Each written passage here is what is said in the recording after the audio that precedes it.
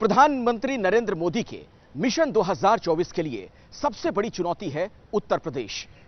UP से ही प्रधानमंत्री मोदी सांसद भी हैं।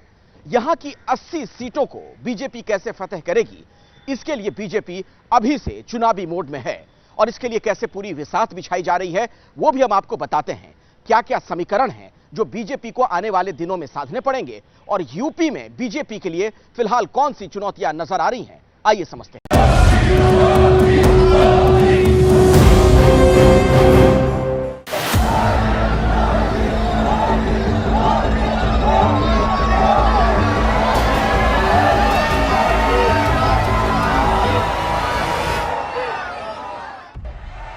सड़क से गुजरता पीएम मोदी का काफिला और काफिले पर फूल बरसाते दोनों ओर खड़े बीजेपी कार्यकर्ता। पीएम मोदी का यूपी के गोरखपुर पहुंचने पर इसी खास अंदाज में स्वागत हुआ। बीजेपी कार्यकर्ताओं का उत्साह देखने लायक। वो पार्टी के झंडे लहरा रहे थे, नारे लगा रहे थे, मोबाइल कैमरे से पीएम के काफिले की फोटो उतार रहे थे। पीएम मोदी छत्तीसगढ़ के रायपुर के बाद यूपी के उस पूर्वांचल इलाके में पहुंचे जो कि राजनीतिक रूप से मोदी और बीजेपी दोनों के लिए बहुत अहम है। यूपी ही वो राज्य है जहां से 80 लोकसभा सांसद चुनकर आते हैं। यूपी ही वो राज्य है जिसके बारे में कहा जाता है कि दिल्ली की सत्ता का रास्ता यहीं से होकर गुजरता है। पीएम मोदी भी 9 साल पहले इसी यूपी के पूर्वांचल के रास्ते दिल्ली के सत्ता के शिखर तक पहुंचे। अब 2024 के चुनाव में पावर की हैट्रिक जमाने के लिए उनकी नजर फिर उसी यूपी पर है। इस बार का मेरा गोरखपुर का दौरा विकास भी, विरासत भी, इस नीति का एक अद्भुत उदाहरण है। पीएम मोदी ने मुख्यमंत्री योगी आदित्यनाथ के जिले गोरखपुर से यूपी की 80 सीटों के लिए चुनावी शंखनाद किया। पूर्वांचल की धरती पर कदम रखकर उन्होंने तोहफों की झड़ी लगा दी। गोरखपुर से 3 Vande Bharat express train, Gorakhpur railway station का मॉडर्नाइजेशन, बनारस जौनपुर हाईवे के चौड़ीकरण के काम की शुरुआत, काशी में मणिकर्णिका और हरिश्चंद्र घाटों का आधुनिकीकरण, माल ढुलाई गलियारे वाली नई लाइन की शुरुआत। ये काम उन कई विकास परियोजनाओं में से प्रमुख हैं जिनकी पीएम मोदी के हाथों शुरुआत हुई। और उसी कार्यक्रम में मैं गोरखपुर से लखनऊ के लिए वंदे भारत ट्रेन को हरी झंडी दिखाऊंगा। यूपी की 80 सीटें जीतने के लक्ष्य में पूर्वांचल भाजपा के लिए एक बड़ा चैलेंज है। पीएम मोदी और सीएम योगी आदित्यनाथ का चुनावी क्षेत्र पूर्वांचल है, लेकिन पूर्वांचल की सियासी जमीन काफी खुरदुरी है। इसकी एक झांकी बीजेपी 2022 के यूपी विधानसभा चुनाव में देख चुकी है। 2022 में बीजेपी पूर्वांचल में पिछले चुनाव के मुकाबले 23 सीटें हार गई थी।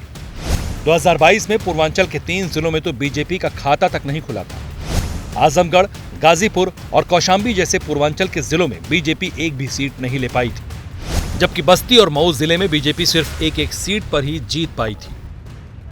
पूर्वांचल का यही चुनावी रिकॉर्ड बीजेपी की चिंता बढ़ा रहा है। हालांकि बीजेपी के पास पीएम मोदी और सीएम योगी जैसे करिश्माई व्यक्तित्व के नेता हैं। यूपी में बीजेपी की मिशन 80 सीट की कामयाबी इन दोनों के करिश्मे पर टिकी है। आज पीएम मोदी के गोरखपुर पहुंचने से पहले सीएम योगी ने उनके स्वागत में जो ट्वीट किया, उसमें उन्होंने पीएम मोदी को नए भारत का शिल्पकार कहा।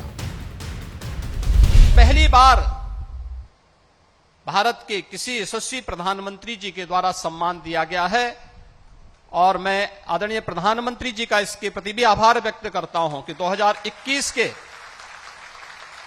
गांधी पीस प्राइज के लिए भी गीता प्रेस के योगदान को सम्मानित करने का कार्य आपकी अध्यक्षता में गठित जूरी ने किया। लेकिन चुनावी रणक्षेत्र में करिश्माई नेतृत्व के अलावा कई और भी फैक्टर काम करते हैं। इसलिए बीजेपी 2024 के चुनाव में यूपी की 80 सीटों पर कब्जा करने के लिए कई संभावनाएं तलाश रही है। बीजेपी यूपी की 80 सीटें फतह करने के लिए नई सोशल इंजीनियरिंग कर रही है। जैसे पूर्वांचल में एसबी-एसपी के साथ ओम प्रकाश राजभर के बीजेपी के साथ जाने की चर्चाएं हैं। आरएलडी के समाजवादी पार्टी वाले गठबंधन से अलग होने की चर्चाएं हैं। ऐसी अटकलें लग रही हैं कि शायद जयंत चौधरी यूपी में बीजेपी के साथ आ जाए। हालांकि जयंत चौधरी बीजेपी के साथ जाने की संभावनाओं से इनकार कर चुके हैं, लेकिन उनके एक ट्वीट की राजनीतिक हलकों में फिर से बड़ी चर्चा हो रही है, जिसमें उन्होंने लिखा कि चावल खाने ही हैं तो खीर खाओ। अलग अलग इलाकों में जो जातीय फैक्टर है, बीजेपी फिर से उन्हें साध लेना चाहती है। बीजेपी को पता है कि यूपी से अगर 80 सीटों का पक्का बंदोबस्त हो गया तो 24 की लड़ाई और आसान हो जाएगी। इसलिए 80 सीटों के लिए पूर्वांचल पर काफी फोकस है, क्योंकि यहां लोकसभा की 26 सीटें आती हैं।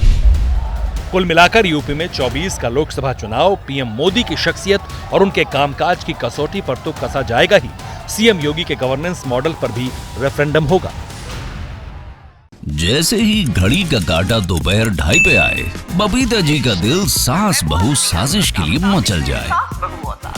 और ये है इनकी बहू, पूरे दिन ऑफिस की टेंशन हो जाए गॉन जब ये करें अपना फेवरेट शो फ्री टाइम पे ऑन। इनकी तरह आप भी देखिए अपना फेवरेट शो अपने टाइम पर और डाउनलोड कीजिए एबीपी लाइव ऐप अपने स्मार्ट टीवी पर।